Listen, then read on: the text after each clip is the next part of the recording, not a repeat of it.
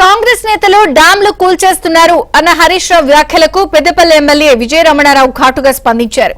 BRS పాలనలో నాసిరకంగా ప్రాజెక్టులు కట్టడం వల్లే కూలిపోతున్నాయని అన్నారు. అంటే ఇవాళ రాష్ట్రంలో ఇసుక మాఫియా రాజ్యమేల్తా ఉంది. రేవంత్ రెడ్డి పాలనలో కాంగ్రెస్ పార్టీ నాయకులే ఇవాళ ఇసుక మాఫియా అవతారం ఎత్తారు. ఇవాళ వేల కొద్ది ట్రాక్టర్లు లారీలు అక్రమంగా నడిపిస్తూ ఇవాళ దోపిడీకి పాల్పడతా ఉన్నారు.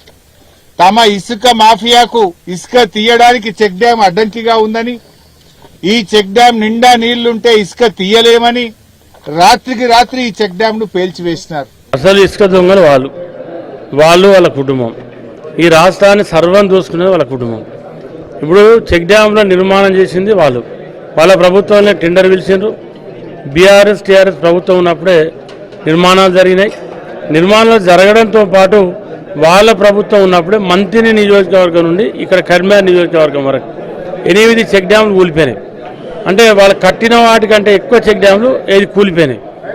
అంటే ఆ కూలిపోవడానికి కారణం ఏంటంటే నిర్మాణం సరిగ్గా జరగకపోవడం, డిజైన్ సరిగ్గా లేకపోవడం, తర్వాత కాంట్రాక్టర్లతో వీళ్ళు కకృతి పడడం, తర్వాత ఇంజనీర్ల పర్యవేక్షణ సరిగా లేకపోవడం, ఇవన్నీ కూడా వాళ్ళ ప్రభుత్వంలో కూలిపోయినాయి.